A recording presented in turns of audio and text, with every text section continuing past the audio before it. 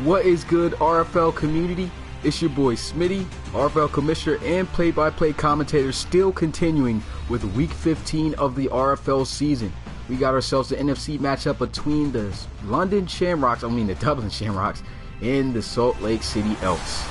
So welcome here in Salt Lake City, the Elks with a better record coming here in the contest, up just one game. They are 7-6, looking to claim their 8th victory of the season, and the Shamrocks come in the contest just one game short, 6-7 of 500. Appreciate you for coming through, Sinclair, and appreciate everybody who's going to be rolling in here soon. This should be a really good matchup. I believe, in my opinion, I think the Elks are going to be able to come up with this win, but we saw two back-to-back upsets already go on. The Riverhogs ended up losing, and also the Thunderbirds ended up losing, so those were two big-time games right there. Anything can happen. So I don't know who's going to win this one, but this should be a competitive game all the way to the end. You said no, I won't go. We want Dublin Antlers back. You want the Antlers? Fortunately, I don't have them in the league, man. But at least you got the Elks. They pretty close. At least their logo looks like an antler, I guess. But anyway, here we go. Salt Lake City versus Dublin. So here we go. We got the Salt Lake City Elks kicking it off to the Shamrocks. This one's going to fly. He's going to get it at about the 4-yard line. He's got a head of steam on this return, excuse me.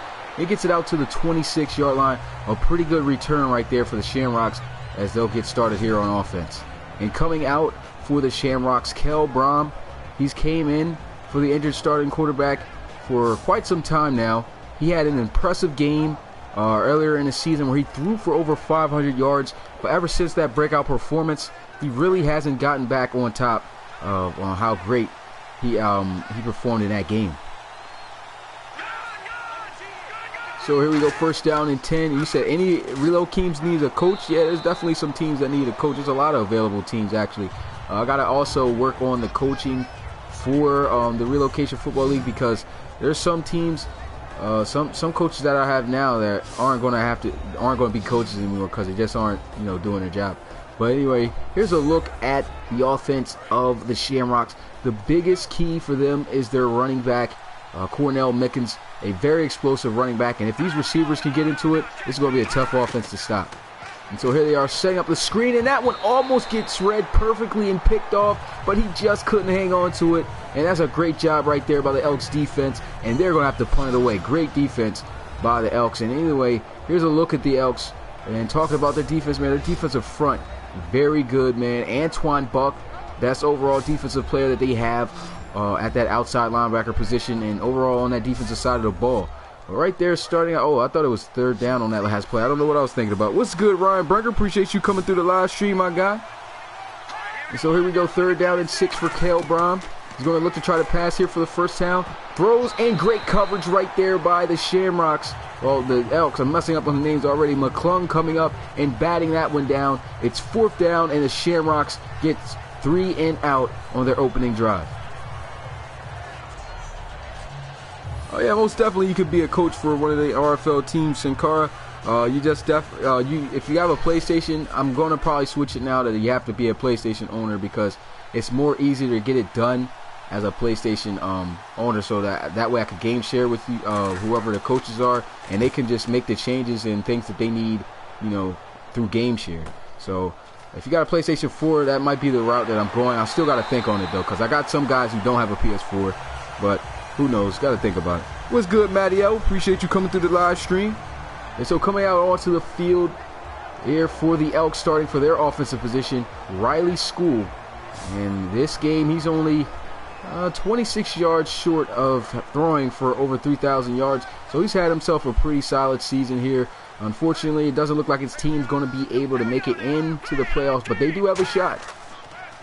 And here they go, some play action. Riley School stepping up in the pocket. Pressure is coming. He's able to get the ball off, but this one is going to be picked off by the Shamrocks, and that one goes straight to Mangum, and that will turn the ball right over on their first offensive play, and the Shamrocks will have excellent field position at the 42. I mean, look at this. That was some good pressure. And I don't know where he was aiming that pass, but that one was just nowhere near a receiver. And DeMarcus Mangrum comes up with that interception for the Shamrocks. Big time play right there on defense. You said, what's one thing you really want to see in Madden 19? Only thing I want, man, is create a team and of like fully customizable, create a team, just like kind of like I would have to say like NCAA Team Builder, and better AI logic with the quarterbacks and things like that to make the gameplay just play real better. And then here they go, nice spin move right there on first down. They throw a receiver screen out to Lansana, and he picks up a nice cool gain of 6. What's good, Lewis? Appreciate you coming through the live stream, my guy. And so here we go. Second down, they're setting up the screen, and here he goes with some blocks and a good tackle right there, but he's going to pick up a first down. So the Shamrocks, they got 3 and out the last time they were out on the field, but here they are picking up their first down in the game off of this screenplay. And he had the blocks right there, did a good job finding what he could get out of that play. Had some pretty good blocks set up, and he was able to pick up a nice gain of 6. You said, can I read your comment? You said you got Google Hangouts, because I don't got PS4. Oh, look at this run. Nice juke move by Mickens. I said Mickens, and he gets it out to the 15. Nice run right there. But do I got Google Hangouts? No, I really don't know how to use Google Hangouts yet. I'm trying to learn how to use Google Hangouts so that I can actually bring you guys podcasts and things like that. Yeah, I don't have a Google Hangout though right now. You said and the NBA? What you mean by and the NBA? Oh, you're talking about the expansion draft thing. Oh, okay. You said watch a video. I don't know, man. I mean, I'm definitely gonna try to watch some videos, but you know, I'm a busy man. Other than these streams, I always have something to do. So if I got time, definitely I'm gonna try to do that. But some videos, I ain't gonna lie, I did watch a good amount of videos, but they haven't been helpful. So I'm gonna learn how to do the hangouts as far as podcast things like that, like I was saying, and how to actually have multiple people and things on there. But I don't know, it just hasn't worked for me. Anyway, here we go. 2nd down and 5. Shotgun. Shamrocks looking like they're making a good drive here to possibly score. They're going to run the ball, and he's going to be taken down at the 10-yard line just for a gain of a yard.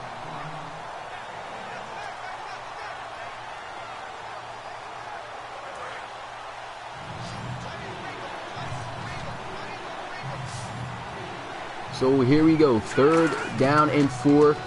Kel Bram's going to look to try to pick it up through the air. Throws. He's got a guy on the sideline, and it's caught for a touchdown. What a grab right there by Lawrence Fitch.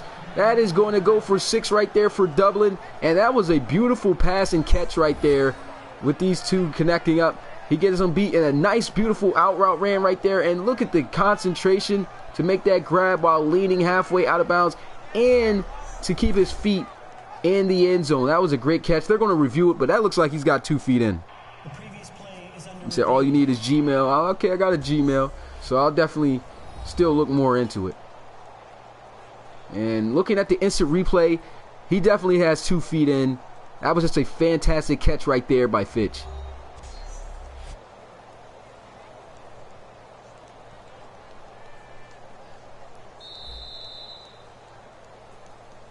So with that catch right there, here goes the extra point to put the Shamrocks up by 7, and it is good.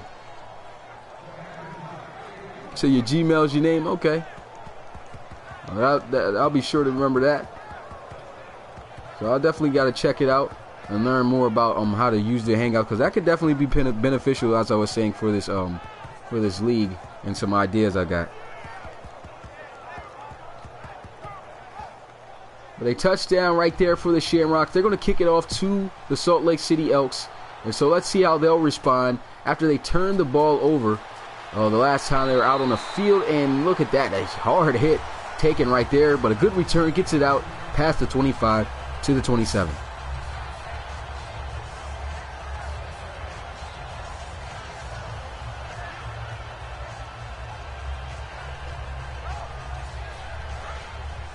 And so here we go, 1st down and 10. I formation they're going to come out in. They got Darius Martin, the rookie running back. And they're going to run the ball here with him. He's had himself a pretty good rookie season. Still looking to try to break over 1,000 yards. He's at just under 900. There he goes with a short run there on the play. Here's a look at the offense of the Salt Lake City Elks. They're a really good group offensively, mainly because of the rookie Darius Martin and his explosive plays, and also his their receivers on the outside. DeAndre Maley, he makes a lot of big plays also through the air.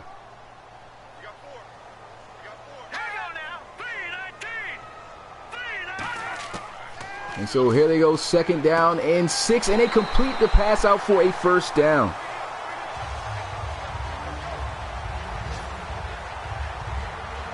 You said, dude, talking about Madden 18 when the playoffs, excuse me, playoffs are over and done, you will start season 3 in Madden 18. Oh, actually, season 2 will feature Madden 18. Once we finish the regular season, the AFC side will be taken over into the playoffs for on Madden 18. So that's just December 16th in 2 weeks. So be sure to look out for that. That should be definitely fun to broadcast those games now that I've fixed the way that the game plays. As you guys, if you haven't seen the sliders video that I posted up. But anyway, here's a look at the Dublin Shamrocks defense. They're definitely their anchor on defense. Their middle linebacker, Stephen Daly. And so let's see if they can come up with this stop here on the Shamrocks. So far, picking up some good yards.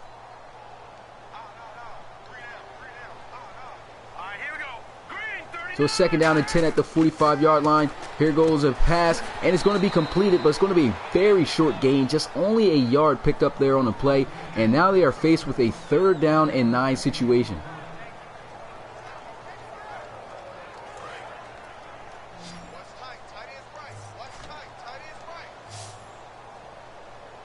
Shotgun here, 3rd down and 9. Riley School all in the backfield by himself, looking to try to air this one out for a 1st down. He's going to step up in the pocket, looking, running, and he's going to take off in the pocket, but he will not be able to pick up the 1st down. That was a great job right there by the Shamrocks, not allowing him to rush for a 1st, and that is going to do it there for this drive for the Elks. So they got to punt it away, and I mean, it's a good idea for him to take off out the pocket, but he just couldn't make anything happen. Here goes a punt. This one's sailing out of bounds, and they'll pin him inside the 10 at the 8. All right, Ryan Breaker, appreciate you coming through the live stream, my guy.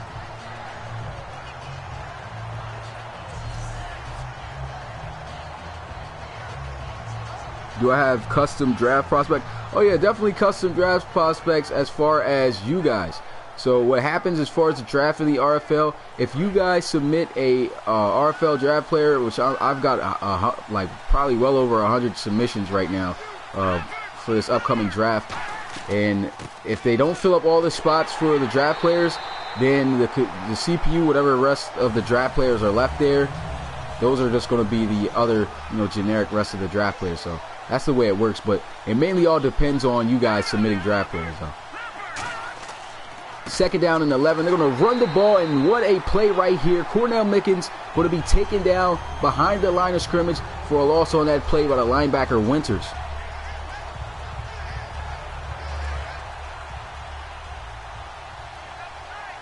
Oh, if you want, where you can submit a draft player, just go to my website, relocationfootballleague.com, and just fill out the draft application. Here goes blitz pressure. He's got to throw it away. I thought that was going to be a safety, but a great call right there by the Shamrocks to get that pressure and force Kel Brown to throw that pass away.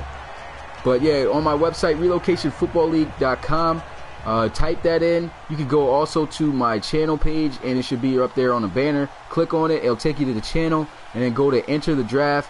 I'm pretty sure that's what it says, but it'll pull up a application, a draft application for you. Just fill out the information, and I'll have all the information that I need to create your draft player. There we go, a good return right there by Herrick, and the Elks will have good field position here at the 41. Yeah, the only limit that you can have as far as submitting a draft player, you can only submit 1 draft player a season, and as far as statistic restrictions, you get 7 attributes. 4 they're already given, which is your speed, agility, strength, and it was something else, but I can't really remember. But no, that's a wild throw. But Other than that, you get to choose 3 of your own. So you choose 3 different attributes, and you get to put in those attributes that you want right there. But all 7 of those attributes have to come to a total of 590 points. So if you exceed that, then I can't accept the application. You got to redo it.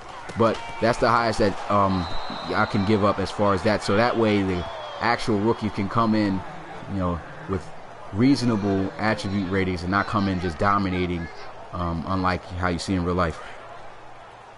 What's good, Dustin Freeman? Appreciate you coming through the live stream, my guy. Got ourselves a good matchup here between the Salt Lake City Elks and the Dublin Shamrocks.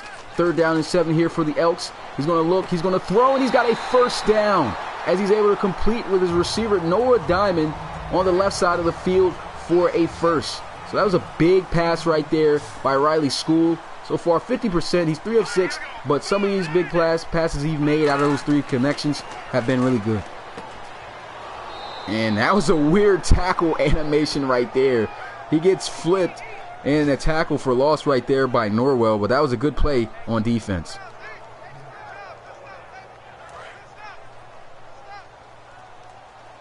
So 2nd down and 12 for the Salt Lake City Elks. They're going to line up here at the 27, a handoff, and here goes Darius Martin running through a defender and almost coming close to picking up a first down. That was some tough running right there by the rookie Darius Martin out of Texas Tech. And man, he just shows you the power and the ability that this guy has. Just look how he shot through this gap and just runs clean over the safety McNeil and picks up a good chunk of yardage there to bring out 3rd and short. So just inches to go here. And look at that. 0 fumbles also on the season for the rookie. And let's see if they can pick up the first down. Will they go with Darius Martin here on 3rd? They are going to go with some read option. And I don't know why he cut it back, but it was enough for them to pick up the first down. So that's going to move the chains.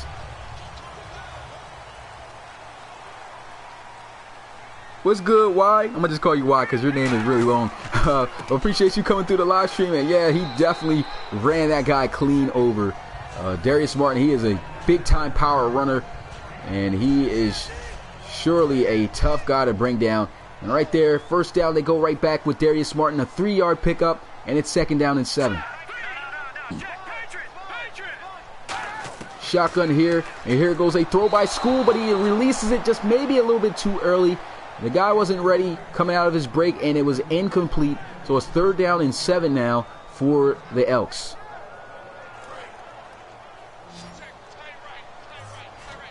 So here goes a big 3rd down situation. Can the Elks pick this up, or will they have to settle for 3?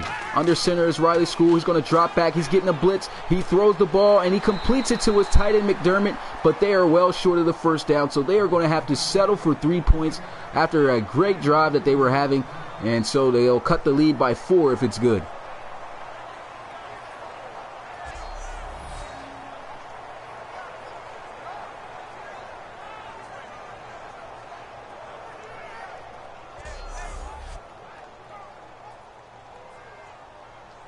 And so here we go, a field goal attempt here for the Salt Lake City Elks. This will cut the lead by 4 if it's good.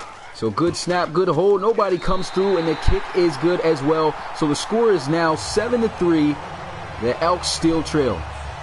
What's good, Parent Pro? Appreciate you coming through. You said Shammies have some dope unis. Yeah, they definitely do have some dope unis, even for the away uniforms, man. The home uniform is pretty good too. And so here we go, kickoff, the Elks giving it to the Shamrocks. This one's going to go in the end zone. He's going to take it out. And so let's see how he'll do on this return. Little hesitation, but he won't be able to make it out past the 25. So that's a good job right there by the special teams to bring him down at the 21-yard line after a 21-yard return.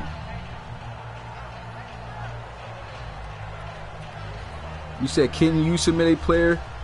That is not myself, but once that I once got.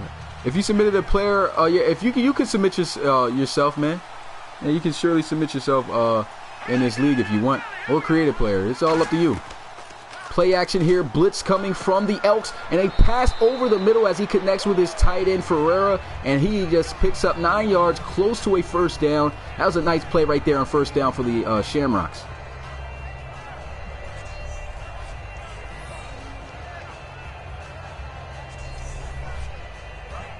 And so with that play, it's 2nd down and 1. They just need a yard to get here to continue to move the chains. Can they do it? They're going to have Kel Brom in the shotgun here with 3 receivers out wide. They're going to motion Ferreira, though, to the left side. And here they go, running the ball with Cornell Mickens. He's got a 1st down and then some. And that is going to move the chains past the 40 for the Shamrocks. Nice running right there by Cornell Mickens. Oh yeah, Parent Crow already submitted a draft player. He actually, I don't know if it was he submitted himself, but I know he submitted a safety. And I still can't wait to see how he does in the league.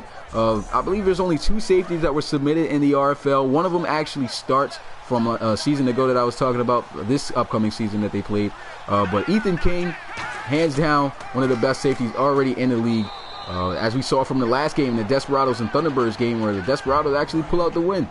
And so safeties are definitely underrated position. That's not really that much submitted in the RFL.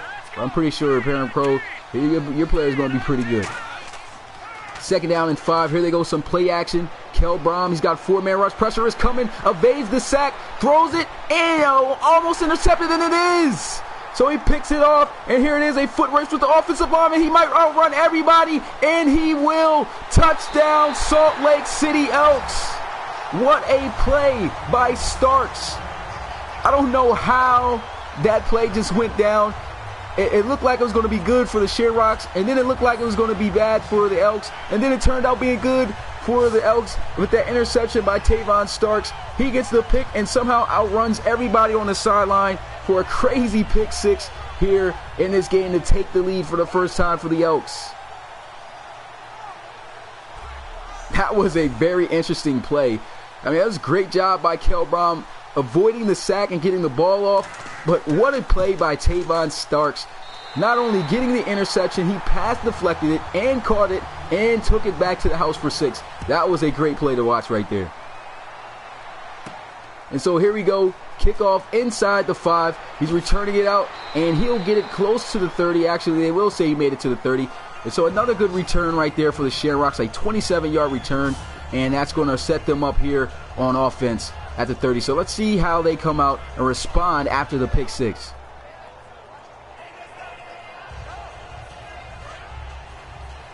What's good, the best Savage? You said we should collab sometime. Oh, I'll definitely check your channel out, man. I'm not sure if I checked your channel out before, but I'll definitely check and see what you're all about, and we can talk about some things, man.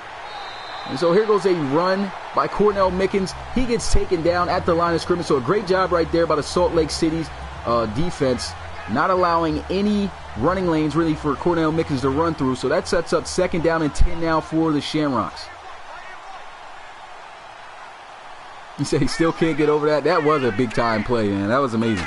And so here we go, a handoff, and Cornell Mickens is going to be taken down behind the line of scrimmage by Antoine Buck. A loss of 2 yards. That's his 2nd tackle for loss in this game. You said you subbed and turned the notification. Oh, appreciate that, the Beast Savage, man. Really do appreciate you coming through and checking out the RFL action, man. If you want to learn more about the Relocation Football League, man, go to my website, relocationfootballleague.com, and you'll get everything. If you want to submit a draft player and actually see one of your players come to life and play in the Relocation Football League, then go ahead and submit an application that's on the website as well if you'd like. But thanks for coming through, my guy. And so right there, the defense getting the job done. The pass goes incomplete, and it's 4th down and 11. They're going to have to punt it away.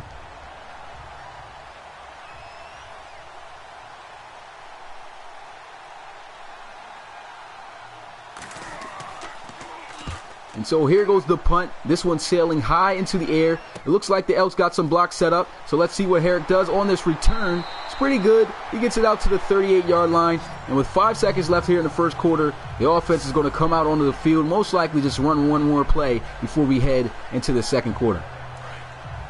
What's good, Carl Prince? Appreciate you coming through the live stream. Carl Prince is going to predicts that Salt Lake City will win this game 24-17 over the Shamrocks. Last night, his prediction was spot on, where he predicted that the Riverhogs would lose 24-14 against the Chicago Cougars, and it actually ended up happening. So let's see if his prediction is right again. But that's the end of the first quarter. The Elks are on top, 10-7 over top of the Shamrocks here in this NFC matchup.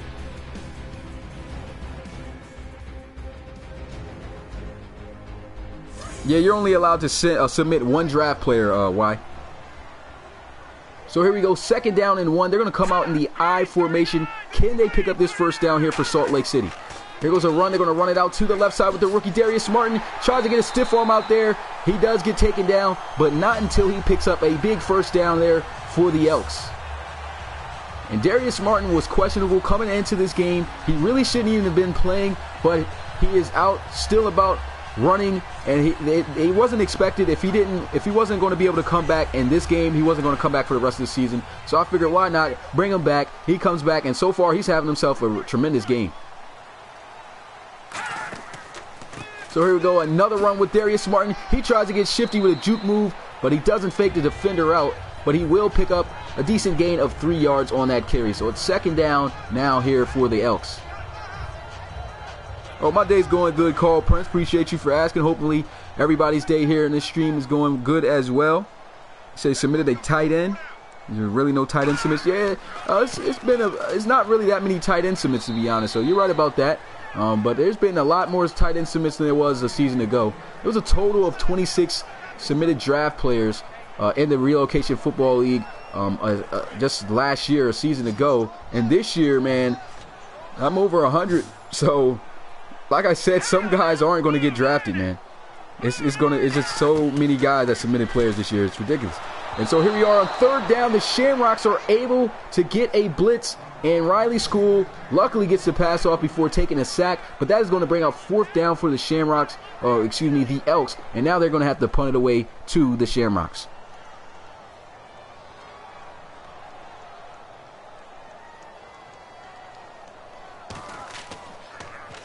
So here goes the punt. This one's sailing high, and it looks like he might not be able to get it out of bounds in time, but it does sail in the back of the end zone for a touchback. And so that is where the Shamrocks will get started, of course, at the 20-yard line. And, man, you are right, Carl Prince. It's almost playoff time, man. I cannot wait until the RFL playoff starts. And for guys who didn't know or see on Twitter or about guys who have clinched the Relocation playoffs so far, it's only 2 teams right now, and they're both actually in the same division. The Los Angeles Red Dragons and the Toronto Huskies are the only 2 teams right now that have clinched a playoff spot in the RFL playoffs. So that's big time for them. And, of course, we already know that the Red Dragons, the #1 team in the RFL, and the only loss that they have lost to this season was against the Huskies. So it's going to be crazy to see how that AFC division in the playoff actually plays out in the playoffs, man. It's going to be crazy. It's 2nd down and 7. Kel Baum, he's got pressure. He's got to throw the ball away. That one goes incomplete, and that's going to bring up 3rd and 7 now for the Shamrocks. So far, Dustin Freeman, only 2 teams in the RFL playoffs right now, and that's the Red Dragons and the Huskies. Everybody else, to be honest, is still unclear. So I can't tell you who's honestly going to be in the RFL playoffs this season. But 3rd down and 7. Here goes a throw over the middle, and Cornell Mickens lowering the shoulder, running through a guy, and he gets taken down, but not until he picks up a 1st down for Dublin. And so you hope we get drafted to the Condors or maybe Mexico City Dragons or maybe the Huskies. Yeah, man, it's great to be a part of the RFL draft, and the reason why is because you simply don't know where you're going to go, man. It's just like in real life. You're waiting to see what team you get in. You get an amazing draft presentation. I'm telling you, it's going to be great. If you haven't seen the RFL draft for season 1 that leading into this season, go ahead and check that out on my channel. It was an absolute great video, and I made it as realistic to NFL as possible. When the draft goes on, I got the sound effects. I have my own 3D announcer with a suit on, calling the names of the draft players, and I got to talk about the players. It was a great experience for guys, and to be part of the RFL draft is just amazing. I'm telling you, you want to be part of it. And here goes a run on the outside, and Cornell Mickens is going to be taken down, and that one's going to go for a loss of a yard and bring up 3rd now for the Shamrocks. Once again, can they convert here as they come out in the shotgun 3-receiver set? Yeah, you can redo it, Carl Prince. Here goes some play action. Carl Baum, he's got pressure coming, throws it out to his tight end, and he gets drilled. Ferreira could not hang on to that pass as the safety Garrison Ash comes down and lays it on him to force the incomplete pass, and now the Shamrocks has got to punt it away.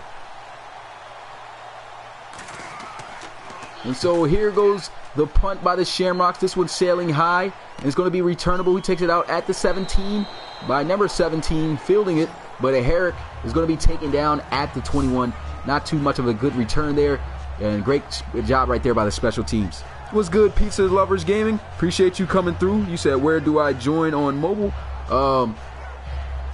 As far as the mobile website, the website is more better viewed on the PC if you got it. But on mobile, you should be able to fill out the application still for the draft. Yeah, if you can't do it on the phone, try to do it on the PC. It's a lot better. The website even looks a lot better. I still have to fix some things also with the Relocation Football League website. No, you don't have to worry about deleting the other submission. I will already see that you submitted the same player twice, and so I'll be able to pick the one you did right and create that player when he's drafted. But third down, they're going to run the ball, and it's third down. Oh, the second down they run the ball, and it's 3rd down and 3 now for the Salt Lake City Elks. They still have the lead thanks to that crazy pick six we saw earlier. But can they move the chains and actually score some more points here on their own on offense? Shotgun here, double tight formation, and Riley School going to hand it off, and a great play right there by the Shamrocks as they bring them down behind the line of scrimmage for a loss on that play as Morse, I believe it's John Morse, comes up with that tackle for a loss, and they're going to have to punt it.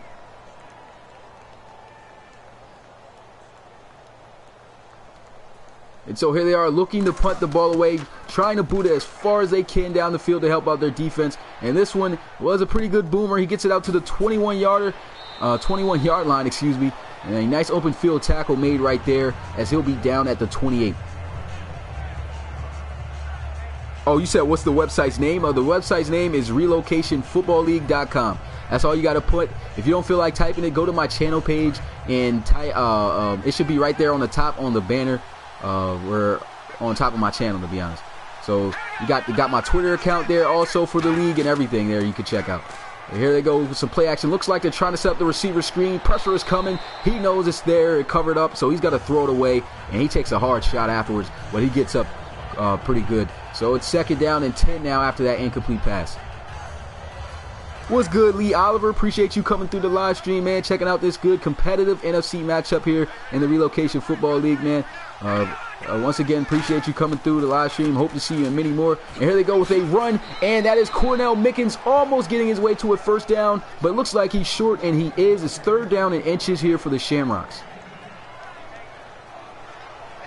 So a 1st down saving tackle right there by the safety Garrison Ash. Garrison Ash was a free agent that was actually picked up by the Elks, and this man it just became an absolute beast ever since joining Salt Lake City. Comes in, and his overall is a rating of 90, so he's obviously one of the best safeties in the RFL. And here goes a run with Cornell Mickens. Bison off a tackle, hitting a juke move, breaking some more tackles, and Cornell Mickens is going to pick up a Shamrocks 1st down. And that was a nice run there by Cornell Mickens, just catching a body right there. Starks, who had the interception, the pick six, to help them get the lead here, ends up getting his ankles taken away from him right there on that juke move. And Cornell Mickens is going to pick up a good 1st down on that run here for Dublin.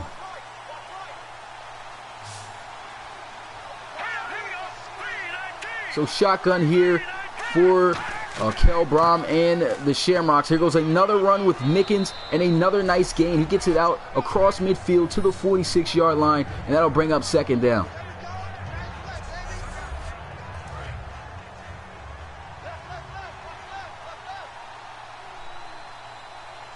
So 2nd down and 3 here for the Shamrocks. Shotgun for Kel Brom. Going to get the ball. Looks like they're setting up the screen, and a great job reading it as that one is going to be batted down, incomplete. Kel Brom, he's had some trouble finding open receivers. This guy's 6 for 15 today, but it's also a great job by the Elks actually making plays on the ball like this right here by Blake.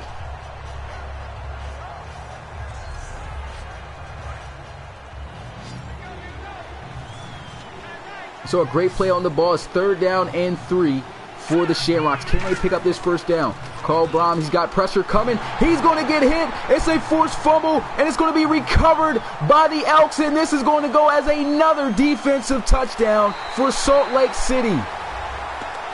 What a play there on defense. 2 defensive touchdowns for the Salt Lake City Elks. They couldn't even score on offense, but their defense is getting the job done. Here goes the blitzing linebacker, Blake, who made a play just on the ball on that screen, batting it down, and right here forcing the fumble, and then the scoop and score here for the Elks to increase their lead by a touchdown extra.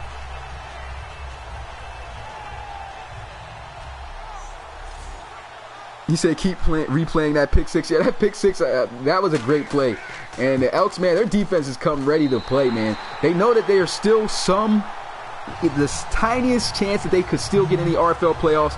But with that play right there, that's really going to help them out, put them up by 10. If they can continue to win out, they got 3 more games left after this. If they end up winning, that'll put them at 8-6, and they could possibly end the season 10-6, and who knows, maybe they'll be in the RFL playoffs. So they got to win out and continue to do what they're doing here if they want to have a shot. But they are, of course, in a tough division, so not really sure how everything's going to play out. But right now, they're off to a good start to finish out the season.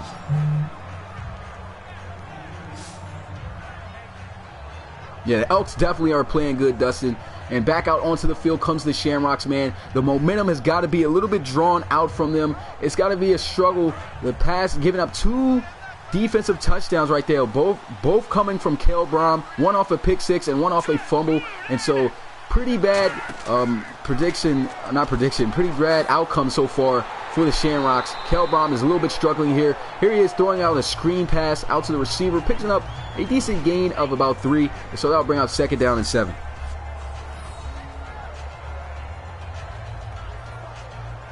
What's good, Legos boy? He said, watch this series in a long time.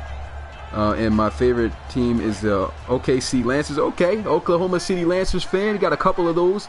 I know James Erickson is one. He's not in the stream, though, right now. But so usually he pops in. 2nd down and 7. Here goes a run. And there goes Cornell Mickens. A missed tackle. A foot race between him and Garrison Ash. And Garrison Ash runs out of steam. Cornell Mickens goes the distance. Touchdown, Dublin. What a run by Cornell Mickens, and just like that, they come right back into this game. Garrison Ash just couldn't catch him. What's good, Jay? You said you do a great job on YouTube. Appreciate that, Lee Oliver. Really appreciate the comment. But look at this run by Cornell Mickens. He hits the gas after getting a little seam and just explodes his way for a long touchdown run, going the distance to cut this lead back to a field goal if the extra point is good. And so here goes the extra point attempt to cut the lead 14-7, and it is good. And just like that, man, we have ourselves still a competitive game and another touchdown there on the day for the Shamrocks. And so here goes the kickoff, and here goes Herrick on the return. And I was about to say, man, we could probably have just seen a kickoff return for a touchdown just happen. But great job right there wrapping up Herrick. And that's going to bring up 1st and 10 for the offense at the 36. Good return right there by Herrick. You see, I've been watching that, been hearing that blowout sound. Are you blowing an empty bottle? It sounds like something's blowing in the mic. If it is, it's probably me just standing too close. So I probably got to back up. But anyway, 1st down and 10. Here goes a run. And if it's a crazy blowing sound, it might be my PlayStation now that I think about it. Because I'm not that far away from my PlayStation, because my Blue Snowball mic has got to be connected to the PlayStation. So it's a little bit of a, not too far of a gap between my PlayStation running and the mic. So that could probably be the problem. But here we go, 2nd down and 8. Here goes a run to the outside. And Darius Martin going to fight his way to the 40-yard line for a nice little gain. But it's going to bring up 3rd and 6 right now for the Elks.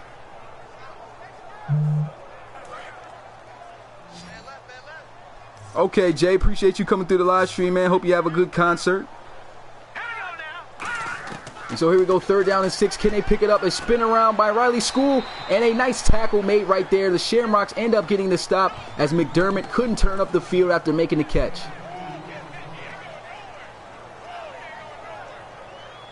He said Memphis got crushed 40-13. Jesus, that's pretty bad.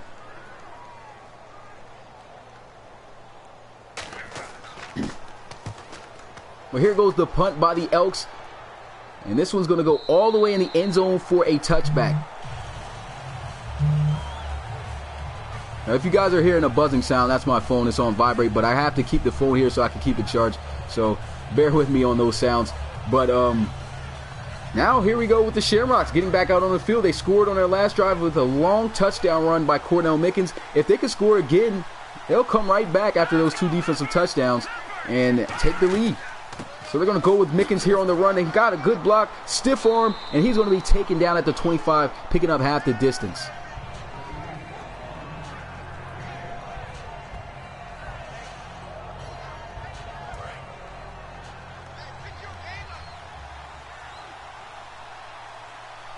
So here we go, 2nd down and 5, shotgun here for Cale Brom. He's got 3 receivers out to the right side, but they're going to run the ball here again with Cornell Mickens, and Mickens is going to pick up a 1st down for the Shamrocks.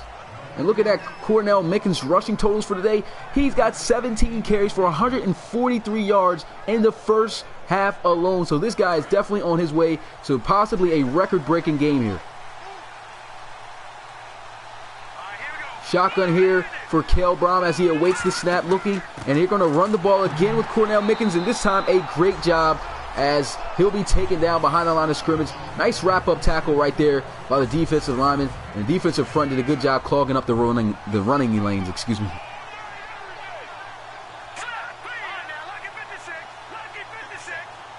Oh yeah, most definitely I'm doing more live streams today, Lee Oliver. I'm doing 2 more. And look at this run. The backup getting a chance to carry the ball. And that one going not for too much, maybe 2 yards on the play. Maybe 3. And he gets taken down, and it brings up 3rd and 5. But I have 2 more live streams. My next live stream is going to be at 8 o'clock. And make sure you have the notifications turned on for my last live stream of the night, because I'm not really sure when I'm going to do it. But it should be not that far after that, the 8 o'clock one. We have reached a 2-minute warning here, and this has been a competitive game throughout this whole first half. The score is 17-14. The Elks are still up thanks to those 2 defensive touchdowns. But I'll tell you one thing, the Shamrocks, they've got to take advantage of the opportunities they got on offense, because if they let this Salt Lake City offense start to kick up, after they gave up just 2 defensive touchdowns already, defense is getting it done.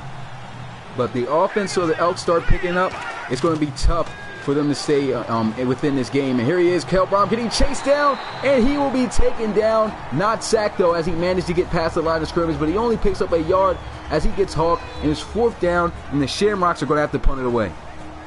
Appreciate your draft submission, Carl Prince. I just seen it came into my email, if you heard my phone buzz. But appreciate you submitting a draft player, and appreciate everybody who submitted a draft player this year, man. Cannot wait to see how you guys players play in the RFL. We already seen a lot of submitted draft players just this season, from a season ago, play very well this season. And so here goes a punt, this one sailing high into the air, and he's going to call a fair catch as he'll have his offense down at the 14-yard line. You said you can make, yeah, of course you can make a prospect, Legos boy, no problem. I don't know if I'm saying your name, your account name right. Is it Lagos or Legos? But appreciate you having interest. So all you got to do is go to my website, relocationfootballleague.com. When you go to my website, all you got to do is fill out a draft application where it says enter draft, and you can just hover over that ticker, and it'll have the draft. It'll say draft application underneath of that, and then all you got to do is click it. It'll bring up the application, fill out the information, and I'll have all the information that I need to be able to create your player if he gets drafted in the RFL.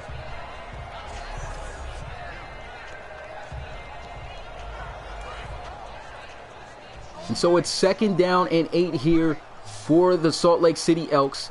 They pick up only 2 yards there on 1st down. Shotgun here for Riley School. He's going to throw, and this one's going to be off the target. Riley School has really struggled finding his open receivers. The same goes for Cale Brom on the Shamrocks. We got a little bit of a scuffle going on down the field, but that one's going to go incomplete. It's 3rd down and 8 now for the Elks. Legos. Okay, I got you, my guy.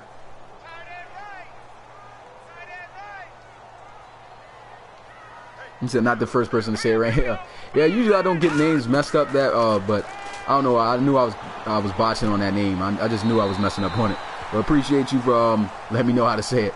But right there, completion. But that is not going to be enough for the 1st down, and the Elks have to punt it away. And he was wide open. It looks like he should have hit him way earlier. But Diamond should have. This is something that's got to be fixed in Madden, in my opinion, man. Of course, this is Madden 17, but it's the same thing still happens in Madden 18 as well. Guys got to realize where the sidelines are. I mean, it just doesn't make sense why players run out the end zone when they know they got to pick up a first down and just run out of bounds like that. It just doesn't make any sense. But anyway, here goes a punt. This one's sailing high in the air. He's got some space for a return, but a great job right there by the special teams. They're going to take them down for just a short return there at the 32. And so out comes the offense. Cale Brom, they've kind of struggled, but the ground game has been the successful part here for Dublin. Carl predicts that he said, I predict the Elks win 27-24 Shamrocks. Okay. So here goes the Shamrocks. Cale Brom looking, throwing. He's got a receiver open. It's his running back out of the backfield. That's Cornell Mickens, and a timeout's going to be called. So right now, they're going to try to run their 2-minute offense here. Can they go down the field and possibly tie this game up before we head into the half?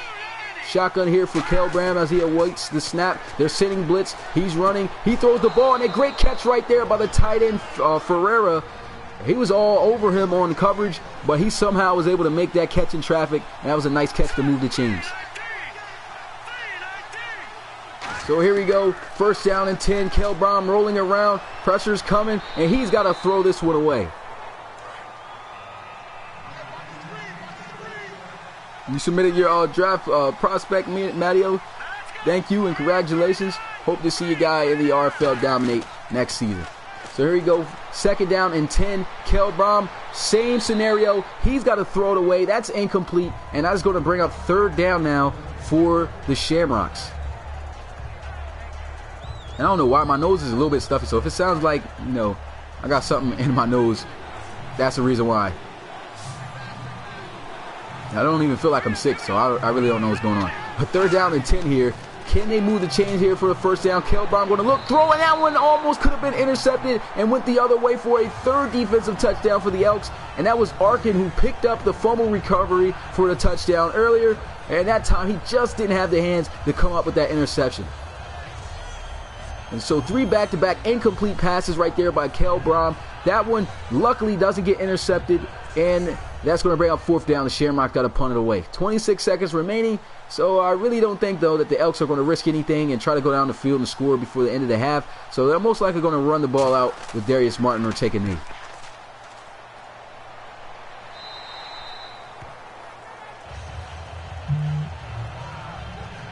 Just got a draft application from somebody. Appreciate you submitting your draft player. What's good, Darth Micro? Appreciate you coming through the live stream, my guy. Been a little bit of a while. You said, where do you submit a draft player? It should, after you, on the bottom, it should be at the bottom of the application. But if you didn't go to the website yet, it's relocationfootballleague.com. So just type that in or just go to my channel page. The website should be on the channel page. So just click on that and it should take you to the website, and then you just fill out the application there. So here goes a handoff, and here goes Darius Martin. He's going to rumble his way past the 30, but that is going to end the first half. An exciting first half it was. The Elks are over top of the Shamrocks 14-17. I probably should have said the bigger number first. But anyway, that's the end of an exciting half.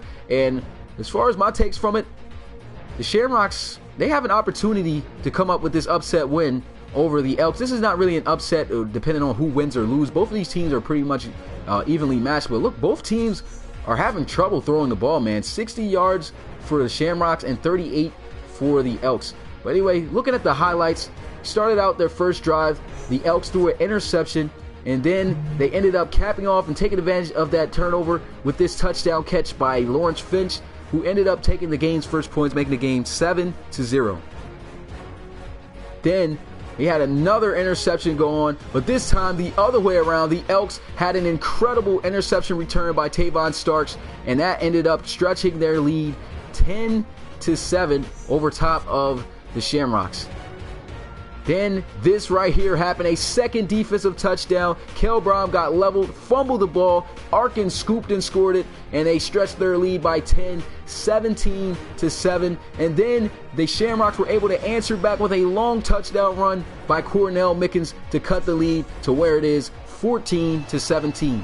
So here we are in the second half. The Shamrocks kicking it off to the Elks, who have the lead by 3. So let's see if they can stretch their lead by some more. A short kick. He returns it out from the 10. And Herrick is going to be taken out past the 30 at the 32. Really good return. And let me see. I think I skipped through a couple comments. Let me see. You said, are you getting help coordinating stuff? You do. Oh, I do all this by myself, man. This all just comes from passion, man. I just like doing it. It's very entertaining to me. I've always been a guy who created and would like to bring my creativities and thoughts to life. And when I came up with this league, man, it was just really fun and entertaining to do with my free time and when I have free time, because I'm definitely a busy guy. Here goes a run with Darius Martin. It's going to be a short game. You said, did you see the name? Oh, I can't see the name right now because I have to have the phone on in order to read you guys' comments. But Ronnie Cam, that's a pretty good name right there, man. Appreciate the submission. He said, I will try to watch them tomorrow or Monday because I'm watching Ohio State versus Wisconsin. Okay. That should be a really good game. I forgot the college games are going on right now. But I had to make sure I finished out Week 15 here, man, because I wanted to make sure we get started Week 17 of the RFL tomorrow, because I have to stick with the schedule in order for me to, have everything planned out. He said, interesting half. Yeah, definitely was an interesting first half, Dustin. He said, so who will win the big championship? Wisconsin. Me, in my opinion, who I think will win between Ohio State and Wisconsin, I like Wisconsin. I mean, you guys could probably call me crazy, but I think Wisconsin can beat Ohio State, and that's my prediction on who might win that game. Here we go, first down and 10. Here goes a throw. That one in and out of the hands of the tight end, McDermott. McDermott's been getting some targets, but he hasn't been able to hang on to the ball. He really hasn't gotten any opportunities to catch the ball and get loose upfield. But right there, that really wasn't a good decision by Riley School either way. The defense was all over that. I mean, he was getting trailed the whole way through by Stephen Daly, the linebacker, and luckily he did drop it, because that would have been a hard shot. He said, I'm officially in the league draft. Oh, appreciate your submission, Pizza Lover Gaming. He said, you're Braden Hall. Okay, pretty interesting name right there. See how he does in the upcoming season. And look at this hit by Stephen Daly, the linebacker, landed on the rookie Darius Martin. But that's a nice pickup, and it brings up 3rd down and 4 now for the Salt Lake City Elks. Can they pick up this first down?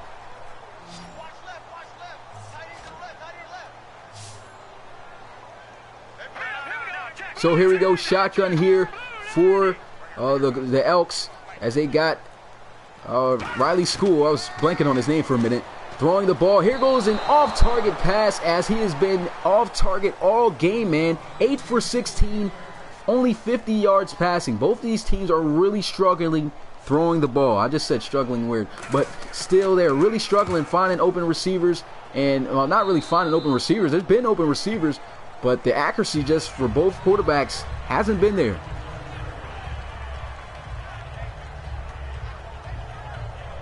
So coming back out on the field, the Shamrocks with an opportunity to either take the lead or tie if they can do it. But it's all relying on them. Let's see what they'll do. They had a great first half running the ball. Cornell Mickens rushing for over 140 yards in the first half alone. They're going to line up in the I formation here and motion their tight end Sandy to the left side. And so first play, they're going to give the ball to Cornell Mickens, and a great job right there by Antoine Buck, the linebacker, coming through and wrapping him up from behind for a loss of a yard. So that was a great job coming all the way from the other side and making that tackle for loss.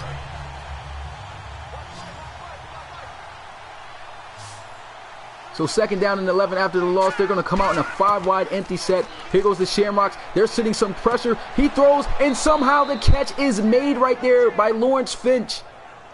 That was a great catch and great concentration by Lawrence Finch right there on that catch to move the chains for the Shamrocks. I thought sure McClung was going to come up with that interception and have the third turnover of the day, but somehow Lawrence Finch comes up with that catch, and it's 1st down and 10 here for the Shamrocks. They're going to run the ball here with Cornell Mickens, and it's a pretty good explosive run, picking up half the distance. It's 2nd down and 5. Yeah, Ronnie Cam has 9 touchdowns in college so far and has 950 yards so far. Oh, that's what's up, man. So hopefully he could transfer that over in the RFL, depending on what team drafts him if he does get drafted. Like I said, it's going to be a lot. It's a lot of draft players submitted in the RFL this season, you guys. So, I mean, I'm just apologizing in advance for some guys just simply aren't going to get picked up. But At least you got a submission. Your guy's going to at least be a, what do you call it, a free agent, so that's pretty good. So there's a couple teams that pick up free agents if they need them. So here goes 3rd down and 3, looking to set up the screen, and that's going to be batted down, incomplete, and the Shamrocks are going to face 4th down at midfield and have to punt it away. Great defense right there by Salt Lake City.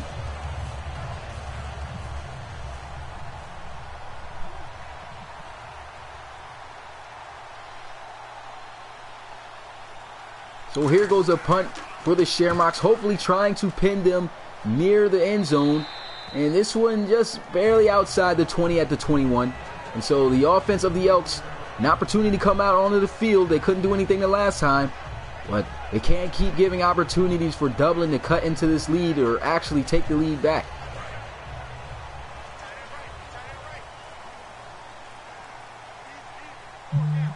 So here we go, shotgun here for Riley School in the offense, setting up the wide receiver screen. It's there. He tries to hit a spin move, but he is met. DeAndre Maley couldn't make anything happen there on that play, and he only picks up a yard on the receiver screen. That's his first catch of the game, too, believe it or not. DeAndre Maley usually gets a lot more targets and receptions than he's got in this game, but he's really struggling. Shotgun here. Here goes Riley School stepping up in the pocket. Pressure is coming, and right there he's able to find his receiver, Herrick. He gets out of bounds at the 28, and he is 3 yards short of the first down. It's going to bring up 3rd.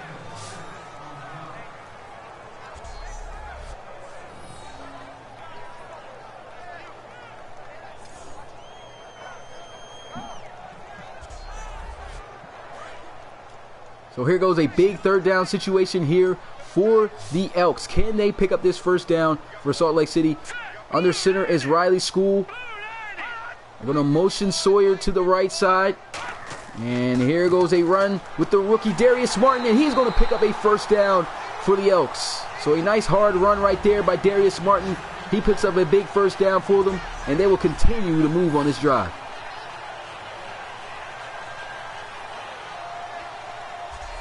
He said Braden Hall has been throwing for at least 200 yards each game in college with 17 touchdowns and only 4 interceptions. That's great. That's some good statistics. 1st down and 10. Here goes a run by Darius Martin, once again getting a nice gain on the ground. And he's averaging close to 4 yards a carry after that run. 20 carries for 76 yards so far. But right there, he picks up 7.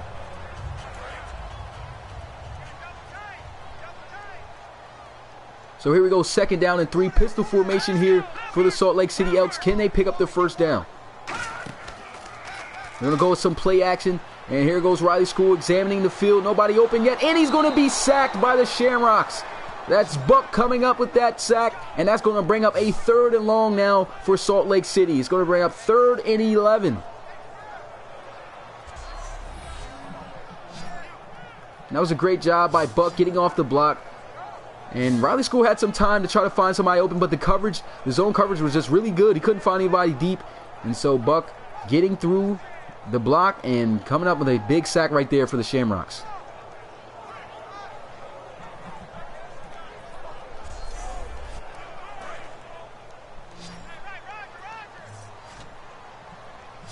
So here we go, 3rd down and 11. Shotgun. Can they pick up this long 3rd down situation that they are in? Here goes Riley School stepping up in the pocket, throws. He checks it down to the running back Gardner, and he picks up the 1st down for Salt Lake City. And that's the first time that Gardner has touched the ball today. Stephen Gardner, the backup running back for Darius Martin. Had Darius Martin had stayed out from injury, Gardner would have started today. But right there, he's getting his first touch, and he picks up a big 1st down for the Elks.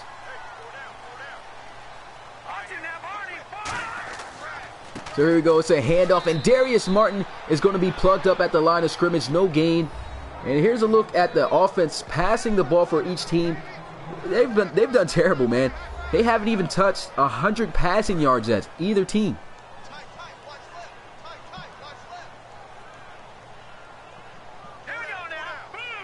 So here we go, 2nd down and 10. They're going to run the ball with Darius Martin, and he's going to get it out past midfield, just barely at the 49, close to the 48, it looks like. But yeah, it's been all nothing but ground and pound really for both of these teams. They're both two running teams. Well, actually, the Elks aren't that much of a running style team. They like to actually balance it out, running and passing, excuse me. But right now, they've really struggled throwing the ball. Here goes Riley School, looking, pressure is coming. He can't find anybody open. That ball goes incomplete, and that will end this drive for the Elks. They're going to have to punt it.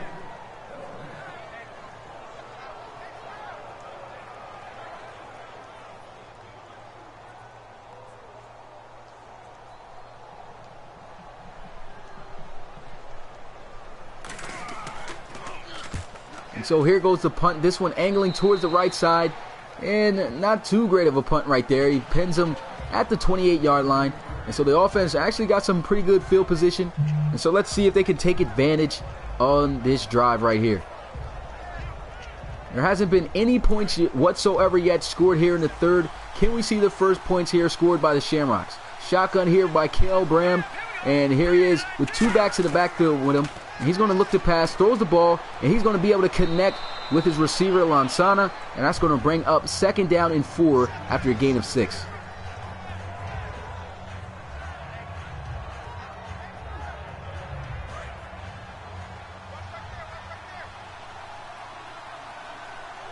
What's good, Panda? Appreciate you coming through the live stream, my guy. Here we go, 2nd down and 4 for the Shamrocks.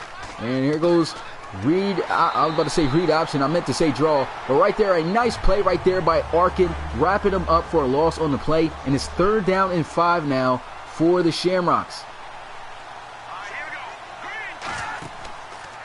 They're going to look to pass it here off of play action. Pressure is coming, but he throws the ball, and he has a guy open. Right there, Lawrence Finch definitely was open and would have picked up the 1st down. But another inaccurate pass right there that we've seen from Cale Bram.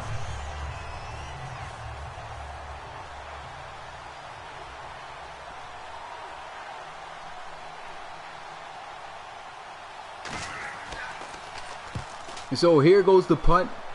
He says Ronnie Cam is the Gronk of the draft. Okay. Says a lot. And so here goes the return. Gets it out to the 33-yard line, as Herrick had a pretty good return there. And so the Elks going to come back out on the field. Still, we have yet to see a single point scored by either team here in the 3rd quarter. Can the Elks do it? I mean, we're just under 5 minutes, and we haven't had any offensive scoring go on yet. So these defenses have really came out to perform here in the 3rd quarter. And here goes a run, and look at that defense, man, just swarming to the ball. They bring him down behind the line of scrimmage for a loss of a yard, and 2nd down and 11 as they stop Darius Martin on that play.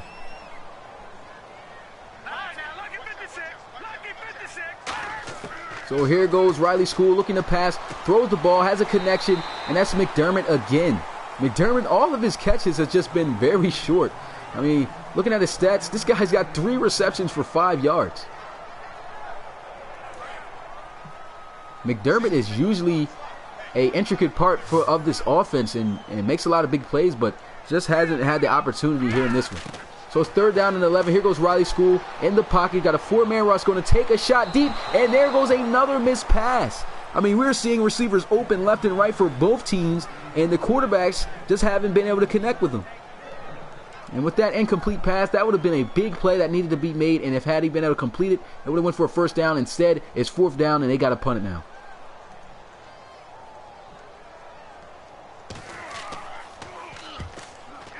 So here goes a nice punt. This one sailing high into the air. He's going to get it at about the 12. Nice juke move right there. 2 of the same juke moves coming from Lawrence Finch, but it works, and that's a good return to bring him out at the 26. And so back out on the field comes the Shamrocks. It's just been back and forth with each other's offense, but no scoring going on. These defenses are doing a really good, solid job.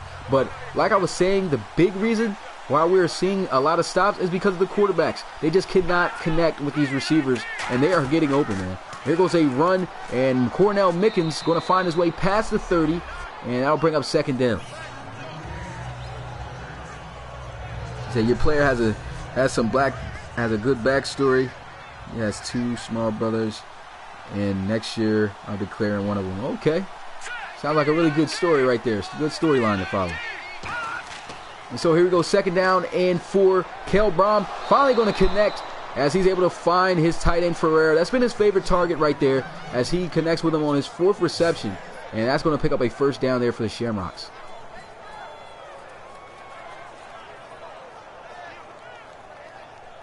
I honestly still do not think either of these quarterbacks have thrown for over 100 yards yet in this game, though.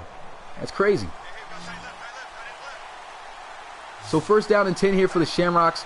Bunch formation on their right side here. They're going to have Brom under center. He's going to look to pass. Pressure is coming. He barely gets that pass off. And there goes Ferreira making a catch. And a penalty right there. Obvious face mask. That's going to give him 15 yards. And that is going to move the chains. Garrison Ash just couldn't get a good hold of him. And he had to grab for the face mask. They seemed to make that tackle. And that right there costs him 15 yards. And Ferreira's hyped up about it. That he got the penalty.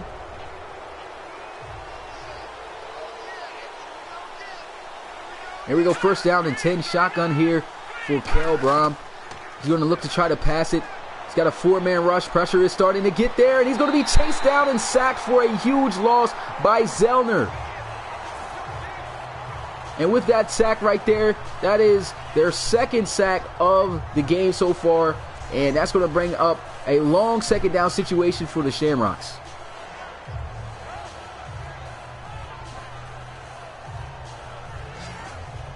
Say you're going to put in your player's cousin next year. Say he'll be a middle linebacker. He also plays for ASU. Okay. I'm liking these storylines you guys are having with you guys players. Will definitely give me something to talk about come draft day too. So here we go. 2nd down and 2. We're going to go with a draw play. And that's pretty good. It picks up a good chunk of the yards that they lost. And with that run right there, Cornell Mickens has rushed for over 160 yards. But he has been shut down here in the 2nd half as he came into the game with, I believe, 148 yards. So he's been stopped here in the 3rd. So here you go, 3rd down and 15. Kel Brom trying to roll out the pocket. Pressure is coming, and he's going to be hawked down for another sack as Winters is able to chase him down. It's 4th down now for the Shamrocks as that is their 3rd sack of the game, and they've got to punt it.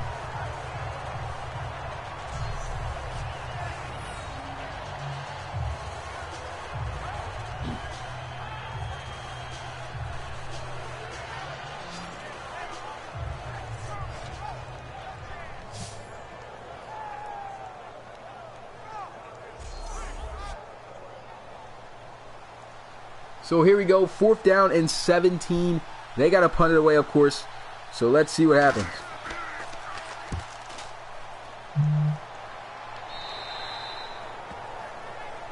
And so with that punt, that goes out of bounds inside the 20. Pretty good punt right there by Dar.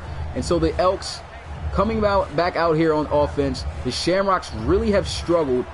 Well, both teams have struggled offensively. This definitely has been a great game. Definitely agree with you, man.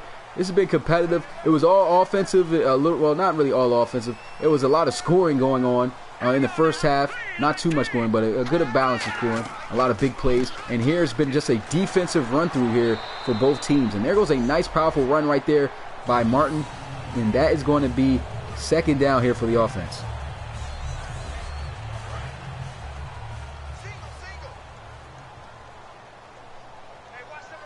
Second down and 5 after the 5-yard pickup by Darius Martin. Shotgun here, looking like they're setting up the screen. He's got the blocks there, and there he goes, 1st down. Nice juke move. Just look at that body he just caught right there on that juke. And they're not even going to be able to instant replay it. But, man, that was a beautiful juke right there by Darius Martin. And with that play, that's going to take us into the 4th and final quarter. Nobody was able to score a single point in the 3rd. The score is 17-14. The Elks lead it.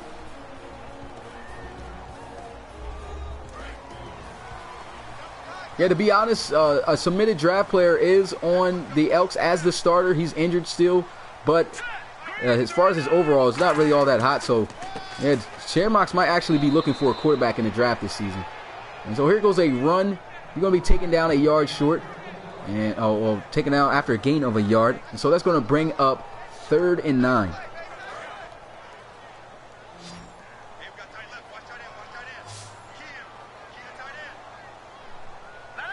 So here we go, 2nd down and 9. I said 3rd down and 9 earlier, but 2nd down and 9. They're going to throw the ball, and there goes only their 2nd reception by DeAndre Maley And it's not going to be enough for the first down. And looking at the offense, man, they are almost dead last in the league at 29th. But these guys, they've been pretty productive over the season. The defense really has carried them to the record they are now. They've been in a lot of games that they got bailed out by the defense. And here goes a run, and that is not going to pick up anything, as he'll actually go right there at the line of scrimmage. Looked like he possibly could have lost a yard on that one, but Buck makes the tackle, and it's 4th down, and the Shamrocks get the stop. You said, what team needs a tight end? As far as the tight end position, I'm not quite sure, but I know that for a fact there's got to be a couple of teams in need of a tight end.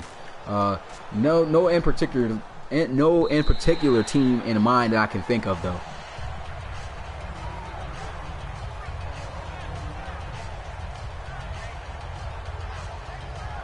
And so here we go. Shamrock coming onto the field. Still a no-scoring second half.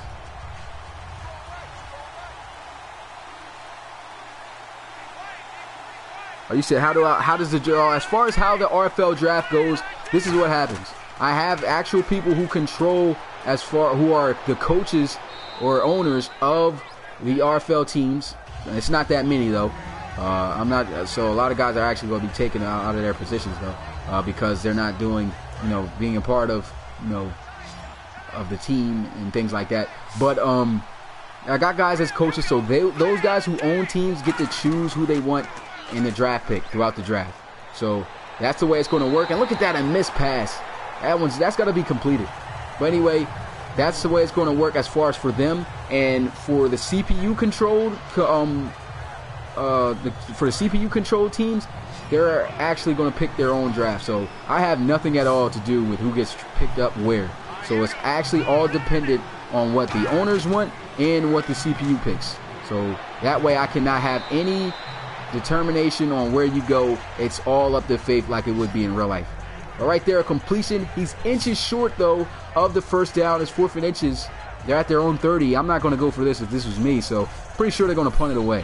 But right there, you got to be able to get the sticks, man. He looked like he was trying to get there, but just inches short. But even with that pass, finally, Kel Brown thrown for over 100 yards. It's crazy. That's the first quarterback in this game right now to throw over 100 yards. And Riley School is kind of upsetting because that's a quarterback with a great overall rating. I believe he's a 99, to be honest. Is he? I'll be able to check it out on my app right here to tell. So I gotta find out. Is he a 99 overall quarterback? No, he's an 85. 85 is not that bad, but still, he hasn't played up to his caliber that he should be playing at all either. So here goes I formation, play action, Riley School moving around in the pocket. He's got good protection, throws the ball, and that's Stephen Gardner who makes the catch. And there's an injury on the field. It's been a while since we've seen an injury. But right there, a player is shaking up. That's Bowden, the corner. And this is a key player for their secondary as far as coverage. So hopefully it's not that serious.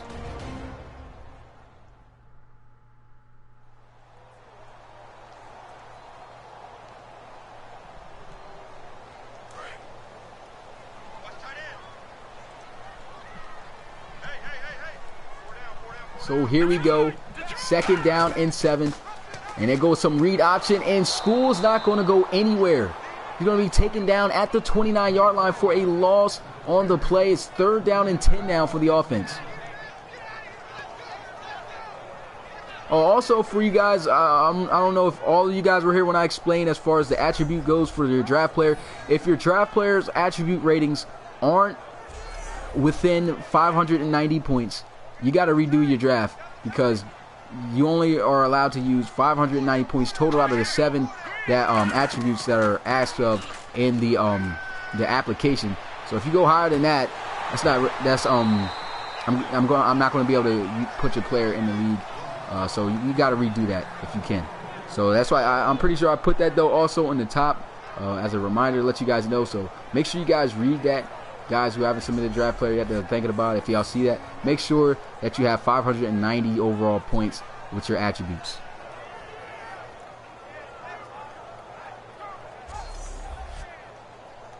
Okay, so it looks like you guys read it.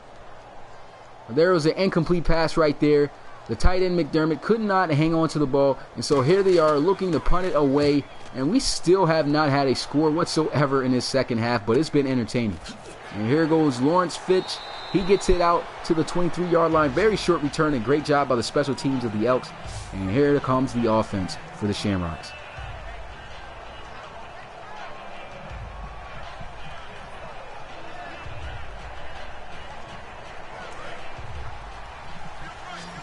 Yeah, you can redo yours again, Carl Prince. I'm going to say Carl. I don't know how I say the whole name. But here we go, first down and 10. Here goes Carl Brom. I said Carl's name. But Kel Brom throwing the ball, getting it out to Nickens, and he picks up a first down right there on that play. You say you think yours is less than 500 points? Well, if that's the case, yeah, you can go ahead and tweak still some more with those. Add 90 more points, so you can put them anywhere you'd like, either on the 4 attributes that I ask of or the 3 that you provided. Also, on those 3 that you provide, don't use, those are supposed to be 3 different attributes that you like to emphasize on. So make sure that you guys don't have speed, which is already there, that you put an attribute rating on. Okay, so some guys waste their attributes on the same thing by typing that in. But, yeah, go ahead and make sure you max out on them points.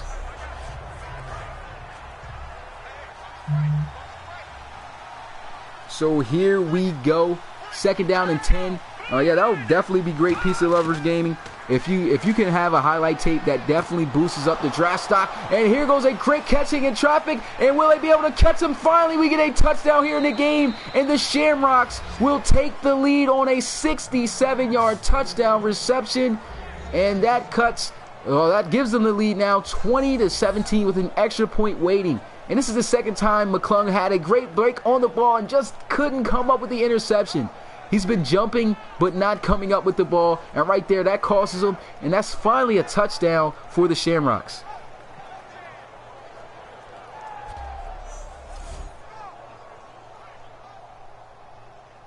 And so here goes the extra point for the Shamrocks to put them up by 4, and it is good.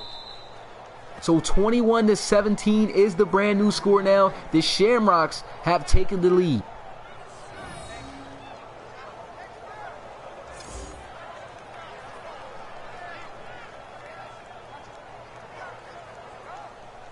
Yeah, man, he's jumping. He's been jumping on the ball good, but I don't know how he's not coming up with the pick. He's just getting there just too late. So I mean, he's good with the coverage, but that one right there cost him. That's the second time that happened in the game, though.